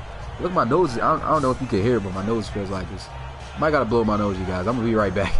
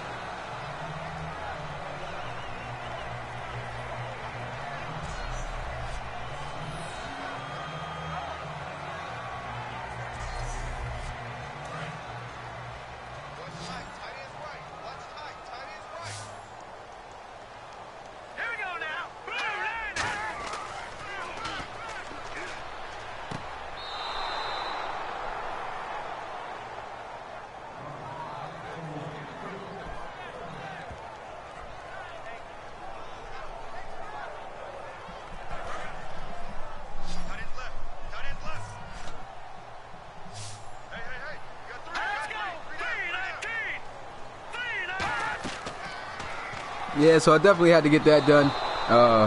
Definitely going to be able to talk a lot clearer now after doing that. But fourth down after the incomplete pass here for the Elks. And now that's going to bring up a opportunity for the Shamrocks to stretch their lead by even more. What's good, James Erickson? Thanks for coming through, my guy. He said, so far, if I redo my draft player, would you look at least one instead of the first one or both? Oh, whichever is your latest submission of the same player, that's going to be the player.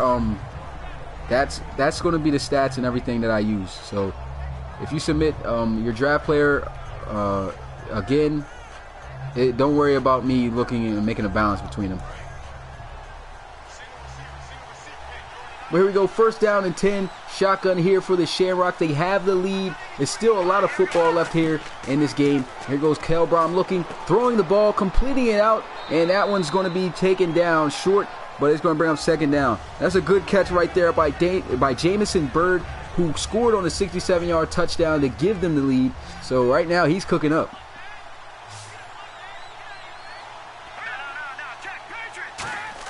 So here we go, handoff up the middle, and he looks like he's just going to be short of that first down. You said when and where, not YouTube, I mean city and where is it being held in Minnesota, if you haven't. When is the draft? The draft is going to be sometime in February. I'm not sure where I'm going to hold it at. Usually I don't. But look at this run right here by Cornell Mickens. He looks like he's going to go the distance. He's getting hawked down, and he just gets taken down before he gets to the end zone. Down at the 5-yard line. What a run with that carry right there. That puts Cornell Mickens over 200 yards rushing in this game. He's been absolutely dynamic for the Shamrocks. And, man, if they score here, and the Elks going to be in some trouble. Here goes a run, and he's going to be stuffed after a 1-yard gain. What's good, the best Savage? Appreciate you coming through. Yeah, the Dublin Shamrocks ended up taking the lead. They scored on a 67-yard touchdown to Jamison Byrd, and then this long run, not a touchdown, by Cornell Mickens, setting them up here with second and goal now. Can they get in the end zone? Here goes Kelbrom looking to try to throw. Good protection, throws it up, and incomplete. Great coverage right there by McClung. McClung was the same guy who gave up that touchdown reception where Byrd ended up making a catch, and he tried to jump the route, but it ended up going all the way the other way for 6.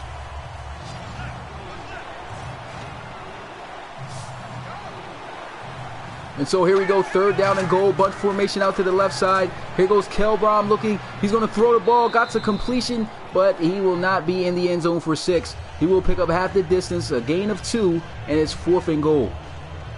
And so at this point, if you're Shamrocks, you just want to increase your lead. And so they're going to play it smart. They're going to kick this field goal, and with this field goal, it'll increase the lead 24-17 if it's good. And they're going to fake it, and they get the successful field goal fake. Oh my goodness, Ferreira gets in untouched, and the Shamrocks score a touchdown off the fake. Wow, I was not expecting that. This game is full of nothing but surprises. Look at that fake, man. I swore they were just going to settle for the 3 to be up by a touchdown, but instead, the fake right there, which may give them the win. That was beautiful. And so the extra point is good, and now their lead is stretched to 11, with the score now being 28-17 Shamrocks. Yeah, that fake field goal was a thing of beauty right there, man. Thing of beauty.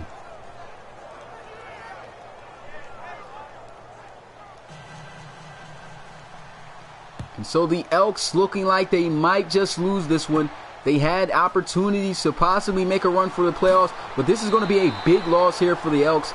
I'm not sure. There's still some time left. I'm not going to say it's over yet. With just under 7 minutes, there's definitely an opportunity for these guys to score 2 touchdowns. But this offense has just been very just inconsistent as far as making plays. Riley School, the quarterback, he's struggling. I mean, 85 overall quarterback, you would figure he'd have a better performance in this. And looking at the total yards of offense, these guys just barely over 100 with 106 yards of total offense. That is just terrible. And so here we go, first down and 10. Pressure is coming, and he's going to go down for a sack. Great job right there by Poteet off the Poteet off the edge, and right there, that is the 3rd sack for the Shamrocks.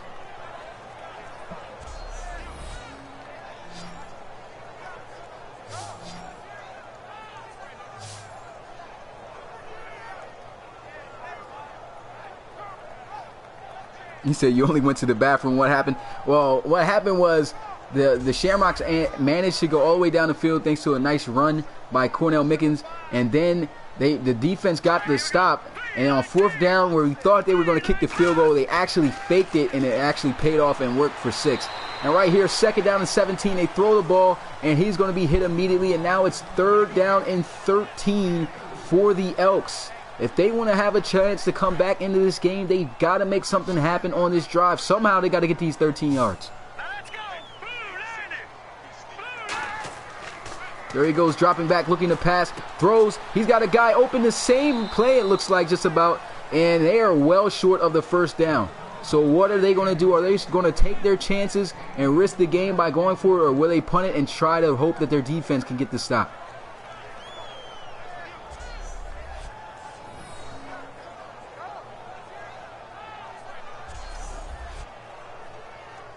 And they're going to play it smart. They're going to rely on their defense. They don't want to waste any field position and end up having the Shamrocks have an opportunity to actually come into this game to stretch their lead some more. Nice juke move right there by Lawrence Finch. And he's going to be taken down at the 21. Once again, my nose getting stuffy. It's crazy. But anyway, back out onto the field comes the Salt Lake City Elks defense.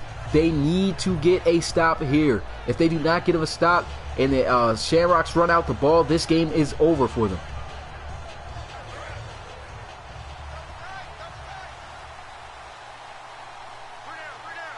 All right, Carl, appreciate you submitting resubmitting your draft player. And here goes a run by Cornell Mickens. This guy, 223 yards rushing on the day after that run.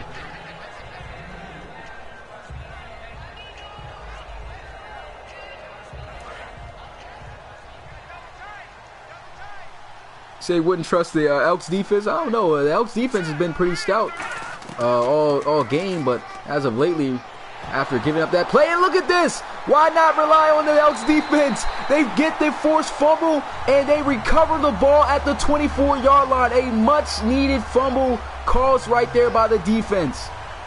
And they trusted their defense, and they came up big for them there. What an amazing play right there by the defense. We got to see who stripped that ball out. We've seen Cornell Mickens get tripped up, and then Zeller, the defensive end, coming around, knocking that ball out. It gets recovered by the defense of the Elks, and now they have a chance to score a touchdown and cut into this lead. Excellent field position at the 24.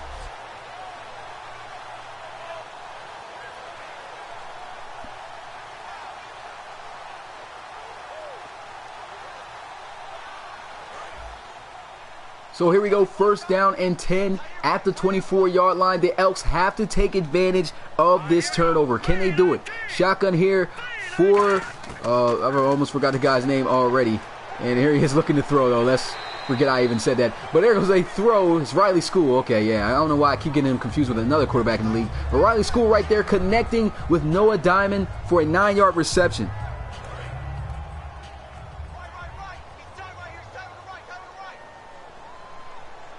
Shotgun here for Riley School. They're going to motion the tight end McDermott to the right side, and here they are going with a run with Darius Martin, and he picks up a 1st down and then some as he gets the ball inside the 10 at the 9 for a 1st and goal.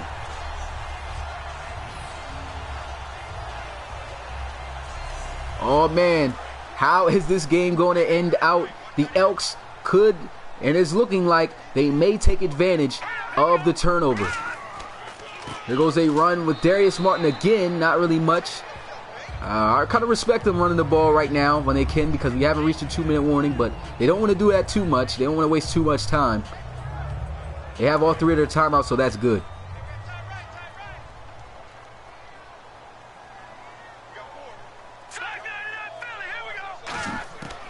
So here you go, 2nd down and goal. He throws one up. Interception by the Shamrocks, and that right there may just end the game. What a play by Middleton, the corner. He was in coverage 1-on-1 with the tight end. They saw the mismatch. They thought the tight end was going to come down with the ball. McDermott could not get to the ball. That was just great coverage. He was just on his hip pocket the whole time.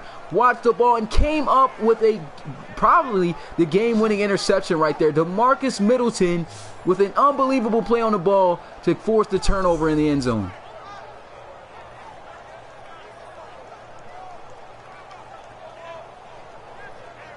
And that was just unbelievable. They got this. They get the turnover they need. They get the opportunity to actually come back into the game, and it doesn't happen. They get an interception in the end zone. That's gotta hurt. The first down and 10 here for the Shamrocks. Here they are. They're gonna run the ball, and here goes a run by Mickens out past the 25.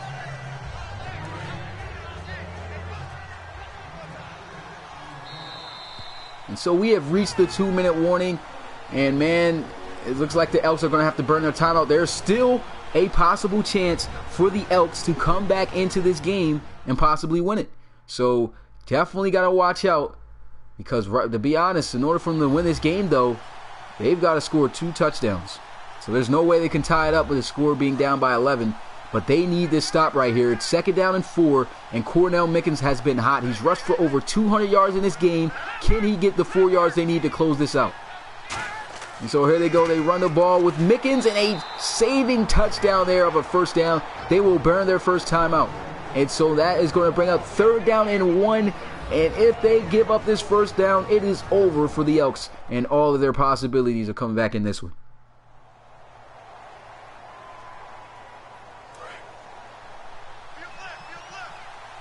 My controller actually just died, you guys. Hold up, I gotta fix that.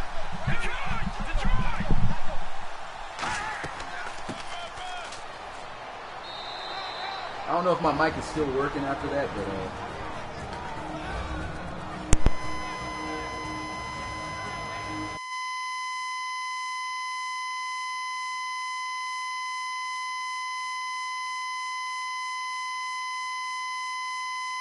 my headphones now. Okay, I should have it coming through my Boost Snowball mic again. My controller just died, just in case if the audio wasn't working. Hold up, I'm about to get back to the game. That sucks that just happened. But I'm back. Okay, resume. But the first down was picked up by the Shamrocks, and that should end the game, man. That should end the game. And so here goes a run, and he's going to be taken down at the 29. Oh, what, it made a loud sound when the controller died? I mean. Oh, man, my bad, you guys.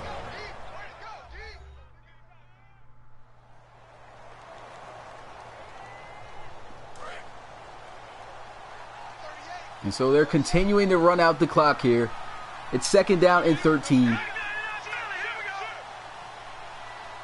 Shotgun here, and here goes a run by Mickens. He's going to be stopped after a short gain, maybe 2 yards there on the run. Cornell Mickens, what a day for him.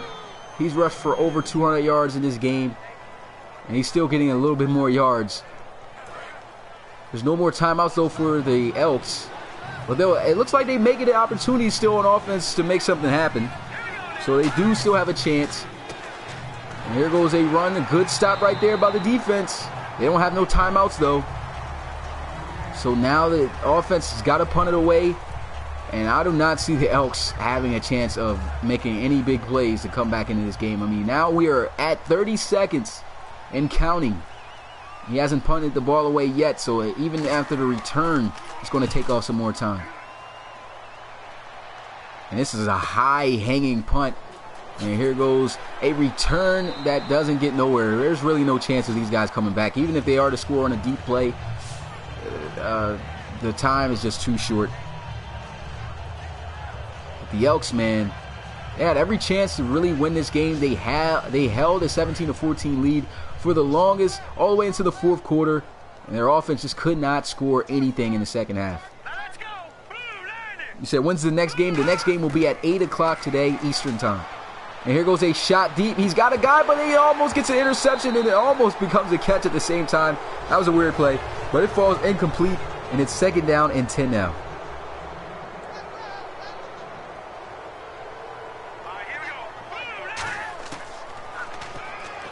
Second down and 10. He'll take another shot deep, and this one falls incomplete. Actually, it gets intercepted. So that is going to do it. 2 seconds remaining. And, of course, the Shamrocks are going to come out, take the knee, and take this victory here to improve at 500 on the season at 7-7.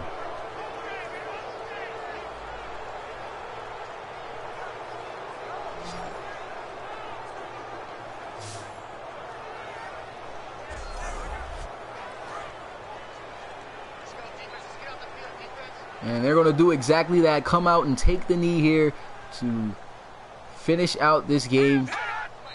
The knee is taken and the clock has hit 0. That is it here in Salt Lake City.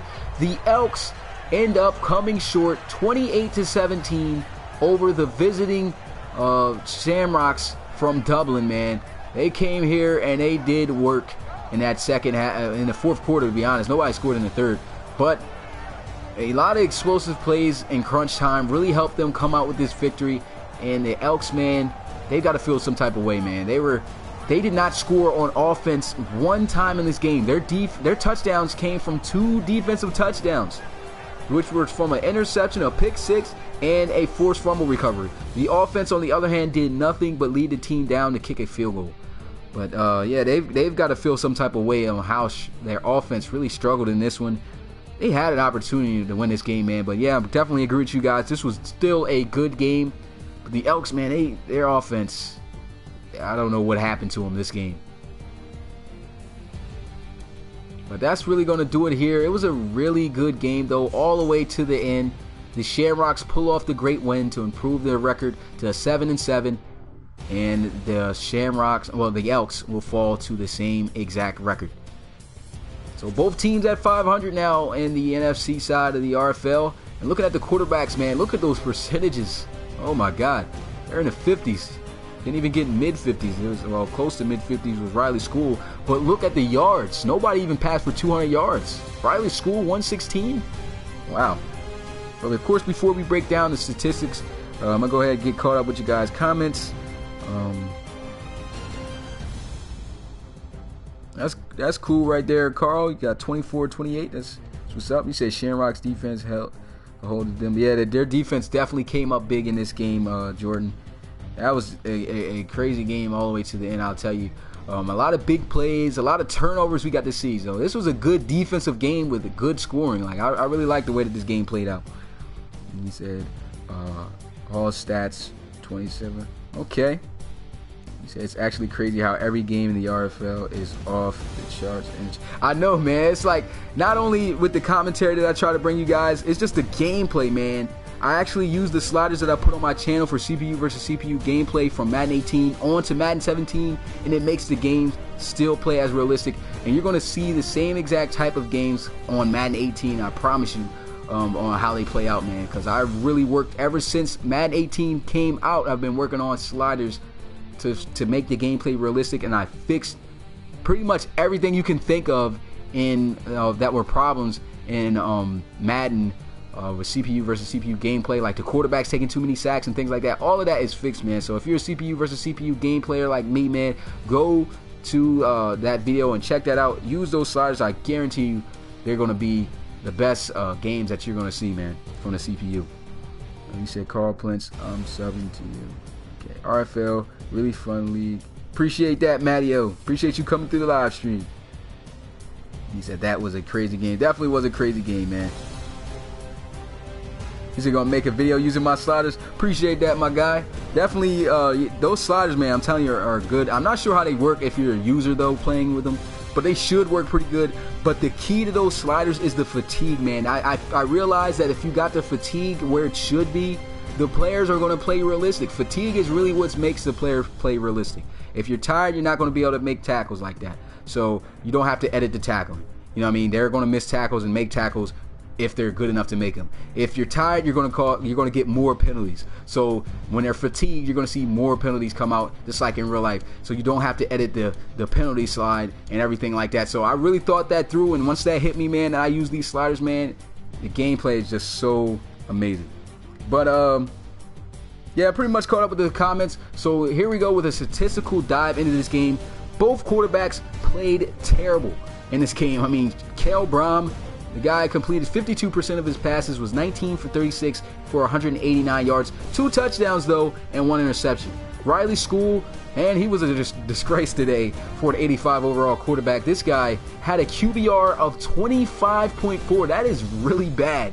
That is extremely bad. 19 for 35, 116 yards, 54%, no touchdowns, and 3 interceptions. It was just a terrible game for Riley School today.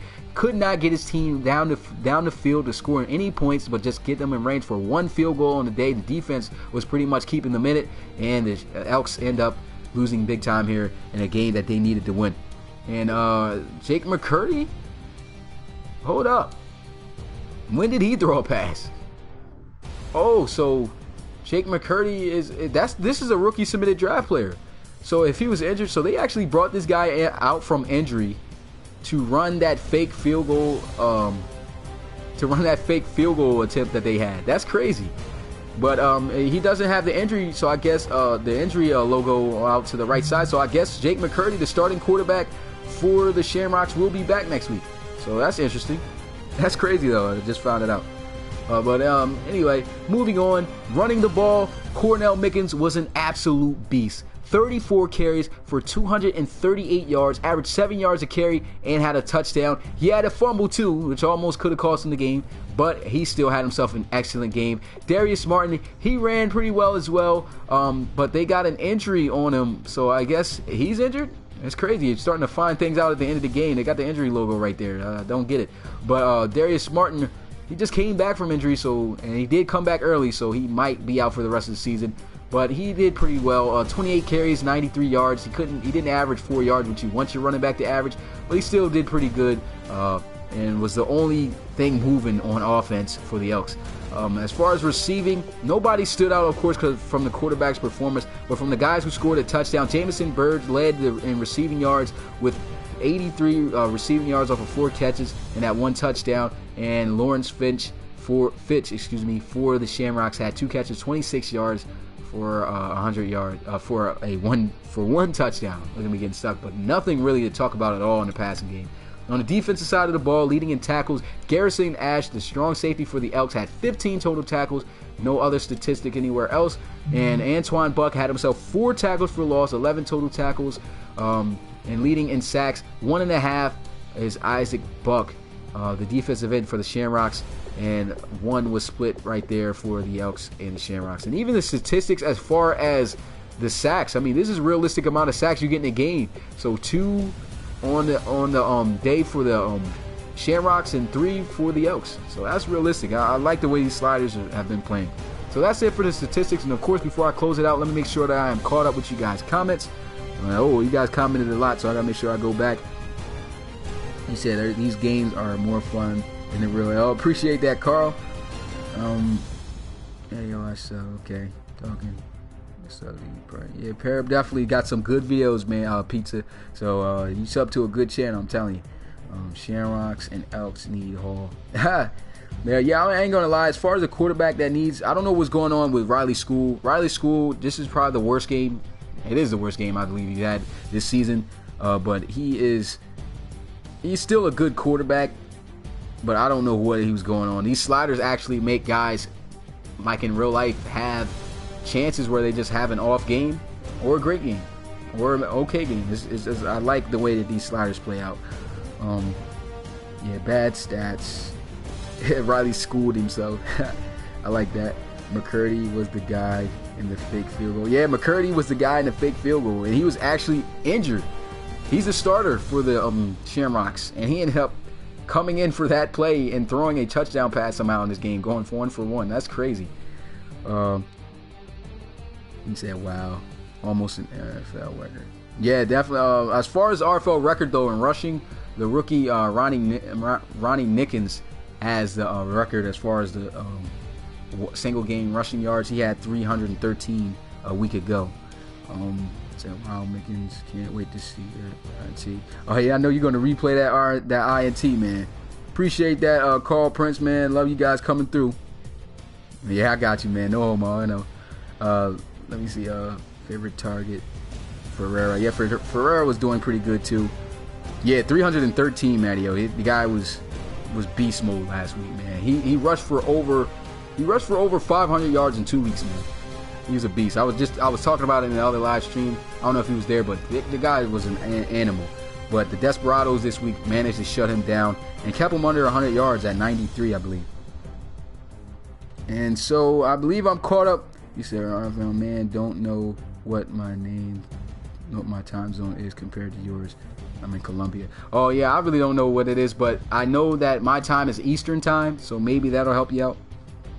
You said Cutler, when is your next game today? I can't really tell you right now. I don't know what time it is. My time is compared to your time in Colombia, Matteo. But I do appreciate you coming through the live stream. I appreciate everybody coming through to this live stream. Appreciate that comment to Lee Oliver. Appreciate you coming through. But that is going to do it here in Salt Lake City. The Elks couldn't get it done here at home. They got beat by the Dublin Shamrocks. It was a fight all the way to the end. Shamrocks pull out the victory 28-17, and that's your ball game. It's your boy Smitty, RFL commissioner and play-by-play commentator, and I will see you guys in the next live stream at 8 o'clock Eastern. Peace.